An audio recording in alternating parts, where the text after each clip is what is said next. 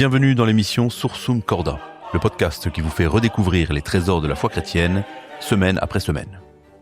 Je suis l'abbé Mathieu Raffray, prêtre et théologien, et je vous propose à chaque épisode de plonger ensemble dans le catéchisme de l'Église catholique. L'occasion d'éclairer les grands problèmes de notre temps, les grandes questions de tous les temps, à la lumière de l'enseignement de l'Église. Ce podcast est proposé chaque jeudi à 17h sur Radio Courtoisie, puis il est disponible sur toutes les plateformes d'écoute le dimanche à midi. Soutenez-le, faites-le connaître autour de vous.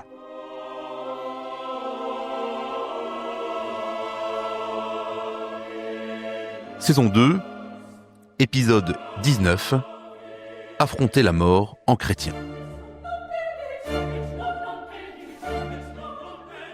Alors nous sommes en train d'étudier le sacrement des malades, le sacrement de l'onction des malades. Nous avons vu la dernière fois le sens de la souffrance pour un chrétien.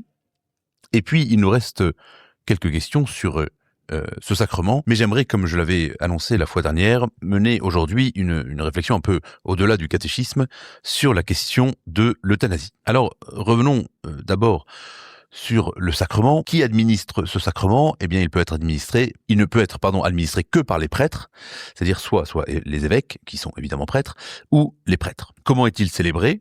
La célébration de ce sacrement consiste essentiellement dans l'onction d'huile, si possible bénie par l'évêque, dit le compendium du catéchisme. De fait, dans le rite traditionnel, l'huile des malades, l'huile des infirmes, est bénie lors de la messe chrismale, le jeudi saint. Elle est bénie par l'évêque, et il y a 3 huiles qui sont bénies. Le Saint-Crème, qui sert pour le baptême, pour l'ordination sacerdotale et pour la confirmation.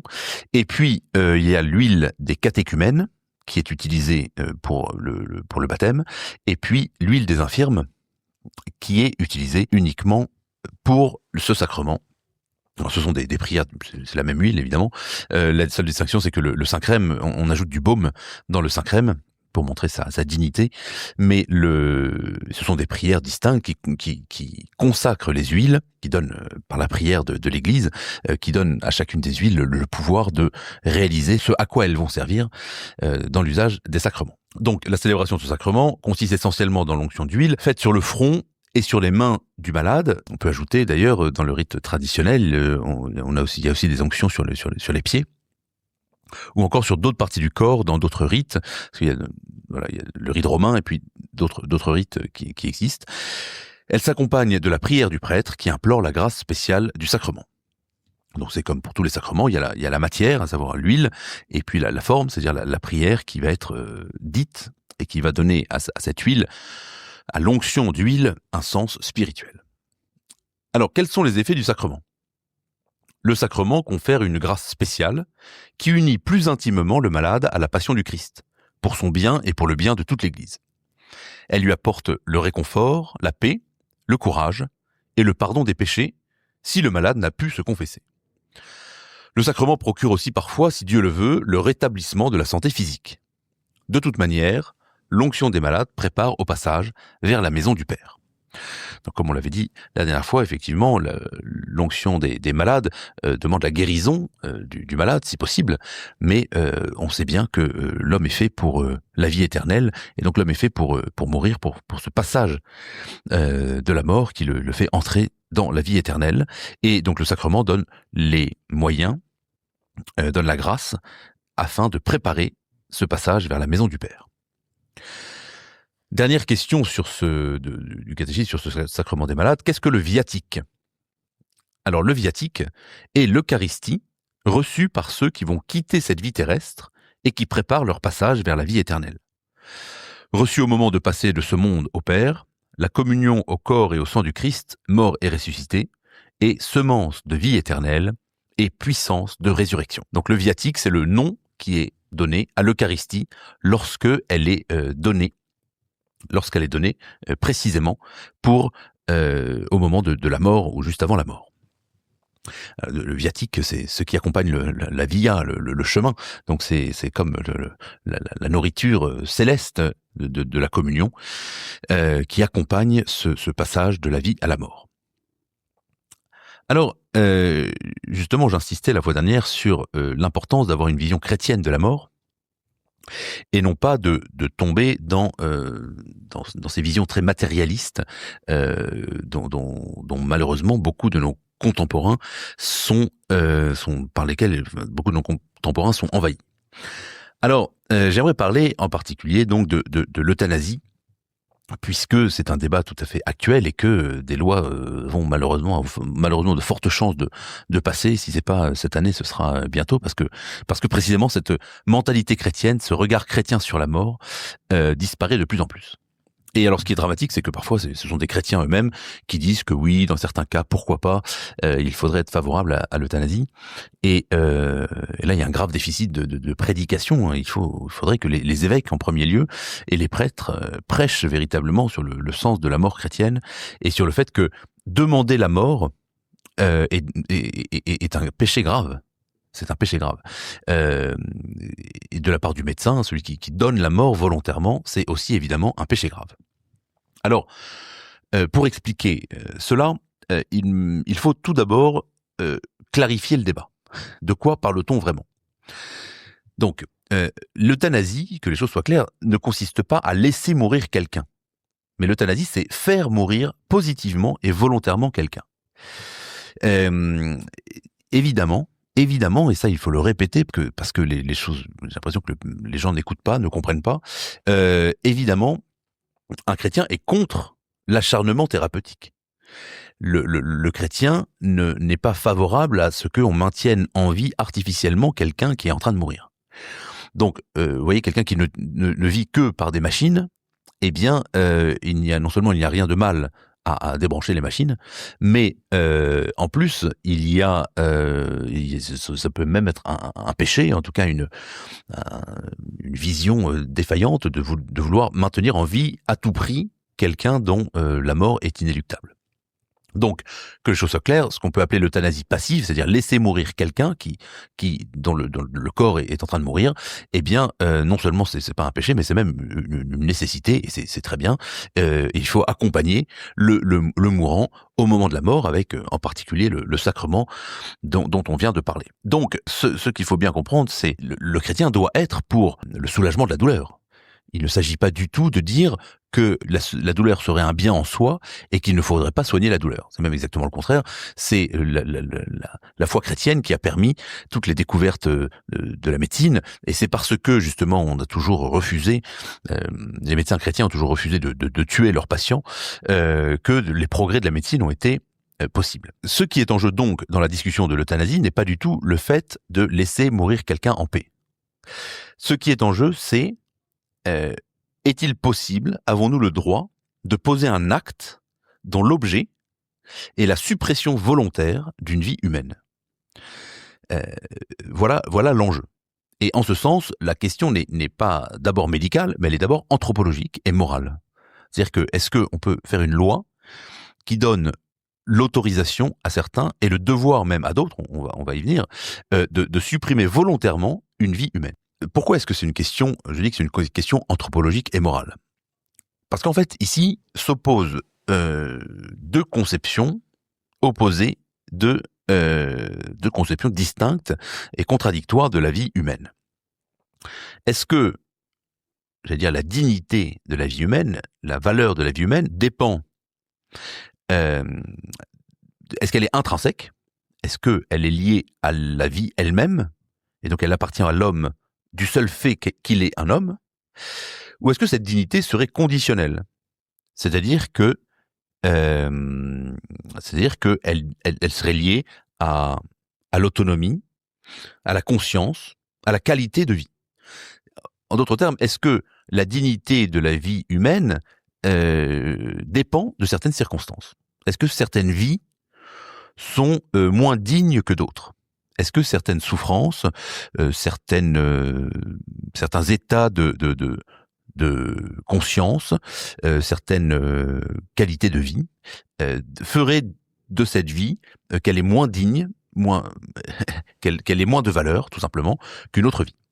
Et c'est là où, quand il y a par exemple ces associations qui disent l'association pour le droit à mourir dans la dignité, le droit à mourir dans la dignité, comme si celui qui mourrait dans un état de maladie, de faiblesse, de handicap, ne serait pas dans un état de dignité. Et c'est pas simplement une question de mots, c'est une question anthropologique, philosophique, fondamentale. Parce que évidemment, si la dignité dépend de certains critères, de la lucidité, de la conscience, de l'autonomie ou de l'absence de souffrance, alors cette dignité est graduelle et donc elle est réversible et elle est variable. Donc la conséquence logique, c'est que certains êtres humains valent moins que d'autres. Et c'est là le drame de cette loi et ceux qui sont pour l'euthanasie se rendent pas compte de ce qu'ils sont en train de dire. Ou alors ils s'en rendent compte et c'est bien plus grave. Mais ça signifie nécessairement que certains êtres humains la vie de certains êtres humains vaudrait la peine d'être vécue et d'autres vies ne vaudraient pas la peine d'être vécues. Qui peut juger? Qui examine? Est-ce que le fait d'être pauvre ferait que eh bien notre vie ne vaut pas la peine d'être vécue? Est-ce qu'il faudrait être riche, être connu, est-ce que le fait d'être handicapé ferait que la vie ne vaut pas la peine d'être vécue? C'est terrible comme considération. Alors, si on veut aller plus loin, vous voyez, cette considération gradualiste, disons, de la valeur de la vie, dépend de ce qu'on peut appeler un utilitarisme. Et la valeur de la vie dépendrait de l'utilité de la personne. Et donc, vous voyez, est-ce que une société qui raisonne uniquement en termes d'utilité d'une personne, est-ce qu'elle ne finit pas nécessairement par trier les vies, par établir justement une échelle de valeur entre les vies qui valent la peine et celles qui ne valent pas la peine? Donc finalement, la question, lorsqu'on est face à quelqu'un qui souffre, la question n'est pas tellement souffre-t-il trop, parce que cette question est une vraie question qui a une réponse, c'est-à-dire qu'il faut soulager la souffrance avec les moyens de la médecine. Déjà, il faut faire des recherches davantage pour permettre de soulager davantage de souffrance, et c'est tout à fait non seulement légitime, mais c'est tout à fait nécessaire. Mais ici, la question qui se pose, c'est est-ce qu'une vie souffrante est encore une vie digne d'être vécue? Est-ce que quelqu'un peut dire, soit pour lui-même, soit pour un autre, je souffre, donc ma vie ne vaut plus la peine d'être vécue? Alors, on dirait certains disent ça. Oui, il y a certains des gens qui sont dans la souffrance qui disent je ne veux plus vivre, ça vaut plus la peine. Mais l'enjeu de cette affirmation, c'est que certaines vies valent la peine et d'autres n'en valent pas la peine. Et ça, c'est quelque chose qui philosophiquement est tout à fait inacceptable. Alors, l'argument central de ceux qui sont pour l'euthanasie, c'est de dire c'est mon corps, c'est mon choix.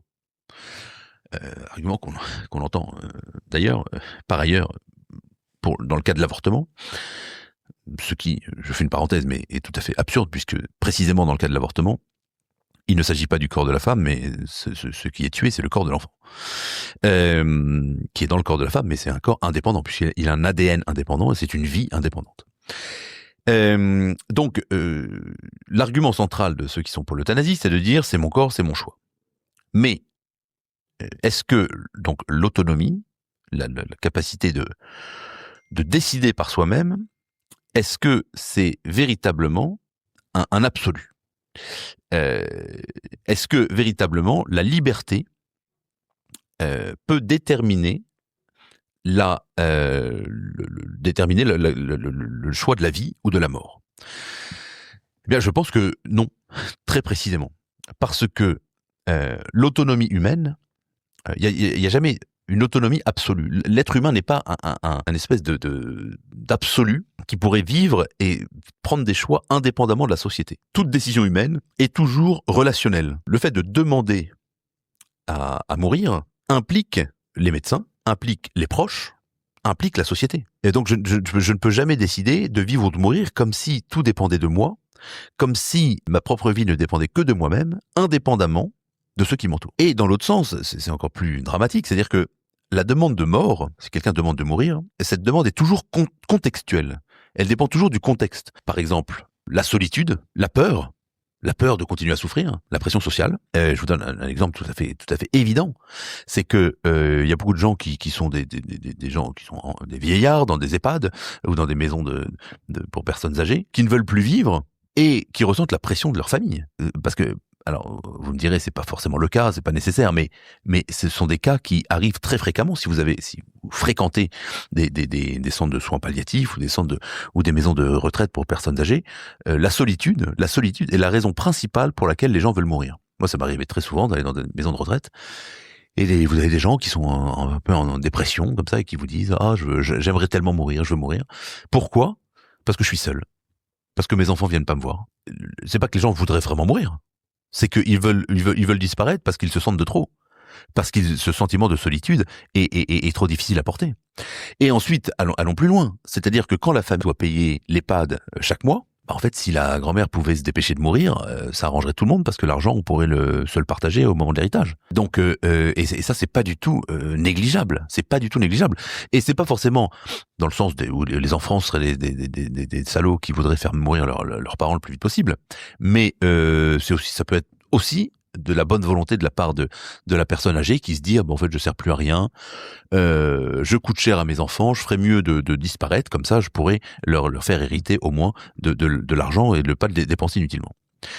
Donc en fait, ce choix de demande de mort, on ne peut pas prétendre qu'il soit un absolu. Celui qui dit c'est mon droit, c'est ma vie, c'est mon choix, je suis maître de ma vie et de ma mort, en fait c'est pas vrai. C'est pas vrai. Parce qu'il implique d'autres personnes, il dépend d'autres personnes, et donc cette illusion de l'autonomie absolue de l'être humain est tout à fait faux. Et ça dépend d'une fausse conception de la liberté, ça relève d'une fausse conception de la liberté, selon laquelle la liberté serait simplement la capacité de choisir. Alors qu'en fait non, la liberté au sens humain, la liberté c'est pas juste la capacité de choisir, mais c'est le fait de choisir le bien. C'est le fait d'avoir les moyens de choisir le bien. La meilleure preuve étant l'ignorance. Celui qui fait un choix parce qu'il ne savait pas qu'il avait une alternative, on peut pas dire qu'il était libre. Même s'il est persuadé d'avoir choisi par lui-même sans aucune contrainte. Ou alors, si on veut aller au bout de cette démarche de l'absolue autonomie, la liberté la plus absolue serait celle faite en toute ignorance des conséquences de ses actes. Parce que, évidemment, si quelqu'un connaît les conséquences de ses actes, eh bien, ça va influer sa décision. Donc, pour dire, il est plus libre. Il est plus libre parce que maintenant, il sait que l'acte qu'il pose va avoir telle ou telle conséquence. Donc, je vous montre ici l'absurdité d'une conception de la liberté comme un absolu qui ne dépendrait d'aucun élément extérieur, donc ni de la contrainte, évidemment, ni de la peur, et ni de la connaissance. Bon, je ferme la parenthèse sur la liberté. Alors, allons même encore plus loin dans cet argument en disant c'est mon corps, c'est mon choix, je veux choisir ma vie et ma mort. Et certains disent j'ai un droit à la mort. Alors, ce qui est complètement hallucinant dans ce droit à la mort, c'est que n'importe quel droit suppose un titulaire et un débiteur. C'est-à-dire quelqu'un qui doit agir.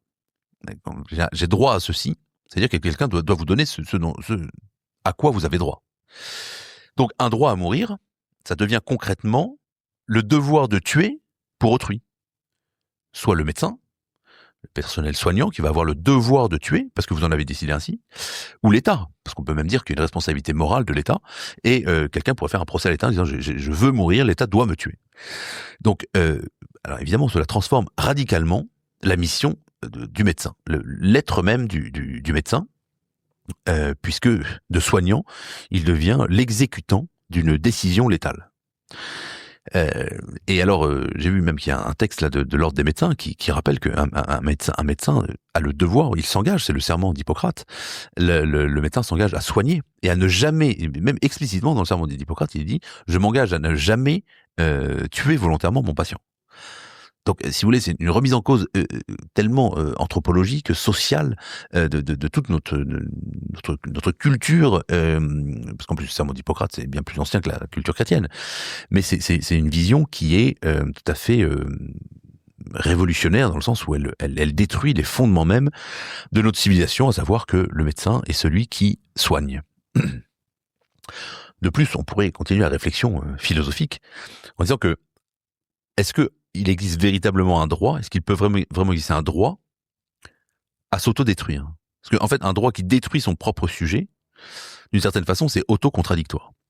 Parce que le droit nécessite le titulaire, celui qui a droit à quelque chose, il a droit à recevoir quelque chose. Mais alors, ça peut être négatif, c'est-à-dire que on peut dire d'une certaine façon que le coupable a le droit à être puni. L'assassin a le droit à être puni, à aller en prison.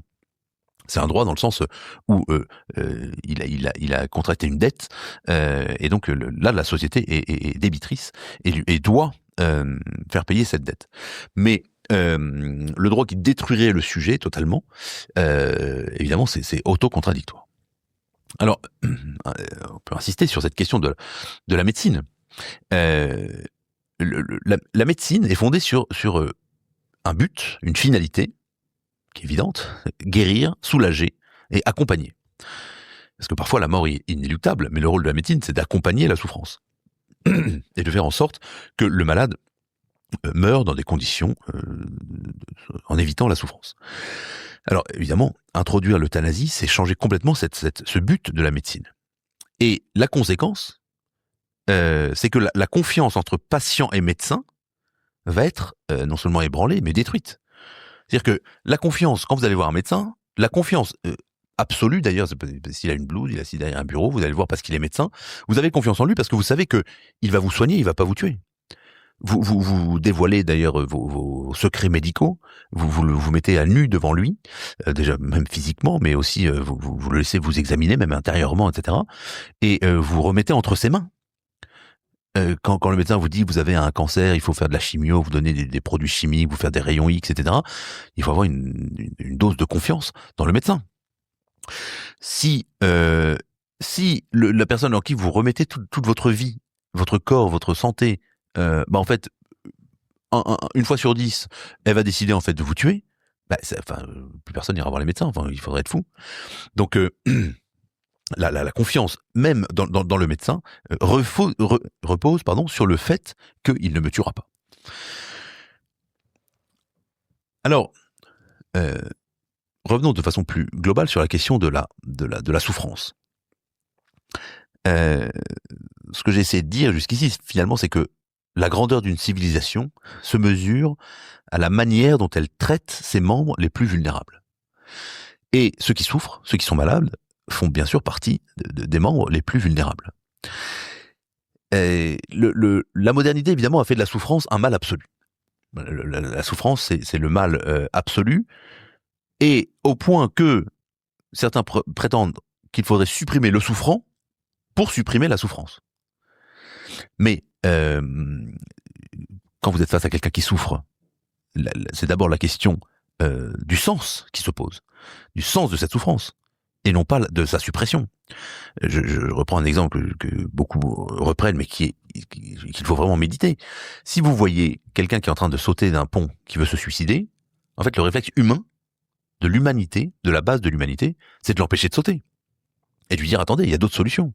Il y a d'autres solutions, expliquez-moi vos souffrances. Parlons, allez voir un psychologue, un psychiatre, un médecin. Trouvons une solution. Et non pas, vous n'allez pas lui dire, vous êtes sûr que vous voulez sauter? Hop, je vous aide. Et il pourrait même vous dire, en fait, poussez-moi du pont. J'ai pas le courage de le faire, faites-le.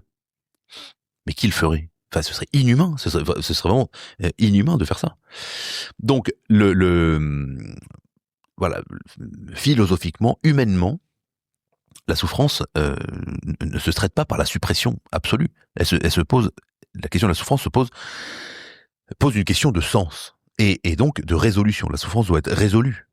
Elle ne doit pas aboutir sur la suppression de celui qui souffre. Et alors, dans la proposition de loi qui est en discussion actuellement à l'Assemblée nationale, il y a aussi un amendement, je sais pas comment dire, un passage qui prévoit qu'il y aurait un délit à essayer d'empêcher quelqu'un de subir une euthanasie. Donc, vous comprenez l'absurdité. C'est-à-dire qu'en fait, il y a certains qui vont être mis en prison parce qu'ils ont essayé d'empêcher quelqu'un de mourir. Et en même temps, il y a des numéros verts qui sont payés par le gouvernement, par l'État, et des services de psychologie pour les gens qui veulent se suicider, dans lesquels on essaie de dire aux gens, non, ne vous suicidez pas. Donc en fait, il y a une contradiction absolue. Enfin, il y a un... Et puis alors, on dit oui, mais celui qui demande l'euthanasie le demande en pleine lucidité. Il faut qu'il signe un papier, etc. Mais celui qui en cas de souffrance n'est jamais dans un état de pleine lucidité. Celui qui est dans un cas de souffrance au point de demander la mort, c'est qu'il ne supporte plus la souffrance, donc il est dans un état de peur, de stress, de trouble, qui évidemment obscurcit son jugement. D'ailleurs, combien de personnes ont témoigné, et il faut écouter et prendre au sérieux ces témoignages. Combien de personnes ont témoigné en disant, il y a 2 ans, je voulais me suicider, j'allais très mal, j'ai entendu un témoignage d'une fille qui a eu un cancer, et disait la souffrance c'était insupportable, elle en pouvait plus, elle priait pour mourir, elle voulait mourir. Et ensuite, elle a été soignée. Ou alors, quelqu'un qui voulait se suicider et qui a dit, voilà, il y a 2 ans, j'étais en dépression, je voulais me suicider. Et si la loi avait existé, je serais pas là pour vous parler aujourd'hui. Parce que je serais mort et vous m'auriez tué, en fait. Donc, si vous voulez, il faut que les choses soient claires. L'euthanasie n'est pas un progrès. C'est pas un progrès du tout. C'est un changement de regard sur l'homme, qui remplace la solidarité par l'élimination. Voilà. Et pour conclure, que les choses soient bien claires, refuser l'euthanasie, c'est évidemment pas refuser la compassion. C'est évidemment pas refuser de soulager les souffrances. Mais c'est de dire que il faut refuser la mort comme réponse institutionnelle à la fragilité et à la souffrance. On ne peut pas laisser faire ça. Alors prions peut-être aujourd'hui, plus que jamais, prions le Saint-Esprit de nous éclairer et d'éclairer ceux qui doivent prendre des décisions pour mieux intégrer dans notre vie cet enseignement de l'Église. Venez Esprit Saint, remplissez les cœurs de vos fidèles et allumez en eux le feu de votre amour. Envoyez votre Esprit Seigneur et il se fera une création nouvelle et vous renouvellerez la face de la terre. Prions. Ô Dieu qui avez instruit les cœurs de vos fidèles par la lumière du Saint-Esprit, donnez-nous par ce même Esprit de comprendre et d'aimer ce qui est bien, afin de jouir sans cesse de ces divines consolations, par Jésus-Christ notre Seigneur, ainsi soit-il. Merci à tous de votre fidélité et de votre écoute attentive de cet épisode. Faisons rayonner autour de nous ces belles vérités de la foi catholique. Surtout, n'oublions pas de prier les uns pour les autres. Priez pour moi, je prie pour vous, et que Dieu vous bénisse. C'était l'abbé Mathieu Raffray. Je vous donne rendez-vous la semaine prochaine pour un nouvel épisode de Sursum Corda.